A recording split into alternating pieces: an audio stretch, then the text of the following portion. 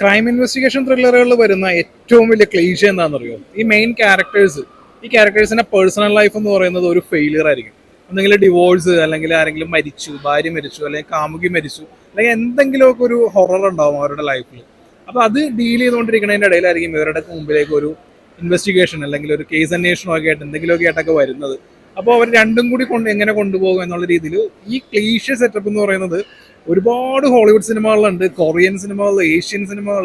ഇപ്പം ഈ ഇടയ്ക്ക് വരുന്ന നമ്മുടെ ഹിന്ദി സിനിമകൾ നോക്കിയാൽ, അല്ലെങ്കിൽ ഇന്ത്യൻ സിനിമകൾ ഓൾമോസ്റ്റ് എല്ലാത്തിനും, തമിഴായാലും തെലുങ്കായാലും മലയാളത്തിലും ഇപ്പം ഇതൊക്കെ തന്നെയാണ് സംഭവിച്ചുകൊണ്ടിരിക്കുന്നത്. അപ്പോൾ ഈ പാതിരാത്രി എന്നുള്ള സിനിമയിൽ നമ്മുടെ നായിക നവ്യ നായർ അവതരിച്ചിരുന്ന ക്യാരക്ടറും സൗബിൻ്റെ ക്യാരക്ടറുമാണ് മെയിനായിട്ട് വരുന്നത്. ഇവർ രണ്ടുപേരുടെ ലൈഫിലും ഇതുപോലെയുള്ളത്, അതായത് നവ്യക്ക് ഹസ്ബൻഡിനെ കുറിച്ചുള്ളൊരു ഒരു ഹസ്ബൻഡിന് എന്താണ് അവർ തമ്മിലുള്ള ആ ഒരു മാരേജ് ലൈഫ് അത്ര പ്രോപ്പറായിട്ടല്ല പോകുന്നത്. അപ്പോൾ അവരുടെ ഇടയിൽ ഉണ്ടാകുന്ന ചെറിയ ചെറിയ കോൺഫ്ലിക്റ്റ് സംഭവങ്ങളെല്ലാം. അപ്പോൾ സൗബിൻ്റെ കേസാണെന്നുണ്ടെങ്കിൽ സൗബിൻ ഭാര്യയുടെ ഡിവോഴ്സിൻ്റെ ആ സംഭവമായിട്ട് കിടക്കുകയാണ്. അപ്പോൾ കൊച്ചിൻ്റെ ഗാർഡിയൻഷിപ്പ് കിട്ടണം, ആ രീതിയിലുള്ള ഒരു ഇത്. അതിൻ്റെ ഇടയിലേക്കാണ് ഇവർക്കിടയിലേക്ക് ഒരു ക്രൈം ആ ഒരു സംഭവം വരുന്നത്.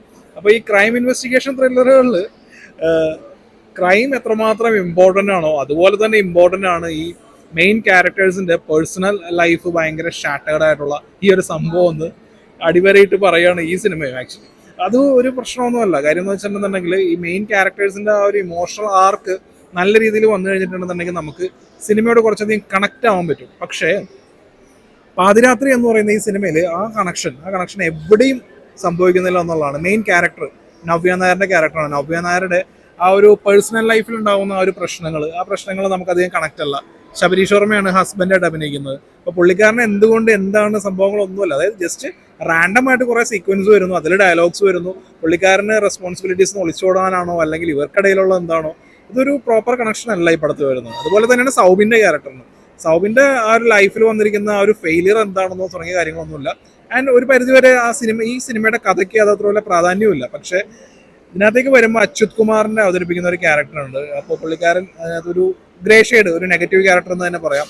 പുള്ളിക്കാരൻ്റെ ഇന്റൻഷൻ ആ ഒരു രീതിയിൽ ആ ഒരു ക്യാരക്ടർ ആർക്ക് നോക്കുമ്പോഴും പ്രോപ്പർ അല്ല. ആനഗസ്റ്റിൻ്റെ ഒരു ക്യാരക്ടറുണ്ട്.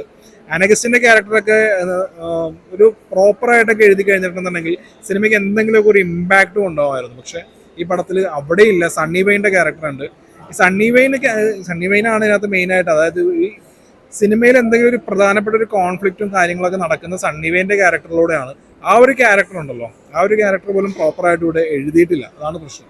പിന്നെ ഹരിശ്രീ അശോകൻ താടിയില്ലാതെ നല്ല കട്ട മീശ വെച്ചിട്ട് മുടിയുമില്ല, ഒരു വെറൈറ്റി ഗെറ്റപ്പായിരുന്നു തന്നെ പുള്ളിയുടെ.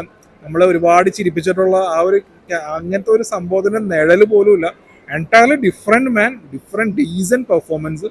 ഇന്ദ്രൻസ് പിന്നെ ഇതുപോലുള്ള ഒരുപാട് റോളുകളൊക്കെ ഒരുപാട് ചെയ്തിട്ടുണ്ടാണ്. He's a veteran actor. സിമ്പിളായിട്ട് തന്നെ പുള്ളിക്ക് ചെയ്യാൻ പറ്റുന്ന റോളാണ്. പിന്നെ ആത്മിക, അങ്ങനെ കുറച്ച് ക്യാരക്ടേഴ്സൊക്കെ വരുന്നുണ്ട്. ആക്ച്വലി ഇതിനകത്ത് വരുന്ന ക്യാരക്ടറിൻ്റെ ആർക്ക് പ്രോപ്പർ അല്ല. ഇവർക്ക് വരുന്ന കോൺഫ്ലിക്റ്റ്, അതായത് ഒരു ഇൻവെസ്റ്റിഗേഷൻ ത്രില്ലറാണ്, അറിയാമല്ലോ. ഇതിനകത്ത് വരുന്ന ഇൻവെസ്റ്റിഗേഷൻ എന്ന് പറയുന്നത് പ്രോപ്പറായിട്ടൊന്നുമില്ല. ഇതിനകത്ത് രണ്ട് മെയിനായിട്ടുള്ള ആ പോലീസുകാർക്ക് വരുന്ന ഒരു പ്രശ്നം, അവർ ചെയ്യാത്ത ഒരു കുറ്റം അവരുടെ മേലിൽ വരുമോ എന്നുള്ളതും അവരെങ്ങനെ അതിൽ നിന്ന് രക്ഷപ്പെടുന്നു എന്നുള്ളതാണ്.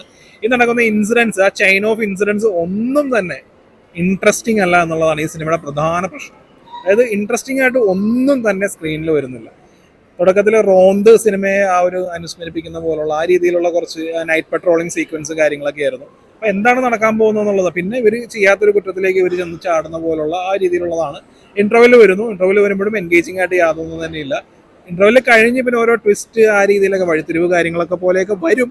പക്ഷെ സ്റ്റിൽ ഒട്ടും ഇൻട്രസ്റ്റിംഗ് ആയിട്ടുള്ള ഒന്നും തന്നെ വരുന്നില്ല. ക്ലൈമാക്സ് ഒക്കെ ഉണ്ടല്ലോ, അയ്യോ, ഈ സിനിമയ്ക്ക് പറ്റിയ ക്ലൈമാക്സേ അല്ല. ആക്ച്വലി ഇതൊരു പോലീസ് പ്രൊസീജിയർ ഡ്രാമ എന്നുള്ള സിനിമയിൽ ശരിക്കും പറഞ്ഞാൽ ഇങ്ങനത്തെ ക്ലൈമാക്സ് ഒക്കെ കാണിക്കാമെന്ന് വെച്ച് കഴിഞ്ഞാൽ ഓക്കെ, ആ ഒരു ക്യാരക്ടറിന്റെ പോയിന്റ് ഓഫ് വ്യൂവിലാണെന്നുണ്ടെങ്കിൽ കാണാം. പക്ഷെ ഒരു സിംഗിൾ സീക്വൻസ് പോലും ഇൻട്രസ്റ്റിംഗ് ആയിട്ട് വരുന്നില്ല എന്നുള്ളതാണ് പാതിരാത്രി എന്നുള്ള സിനിമയുടെ പ്രശ്നം. So for me it's A below average experience.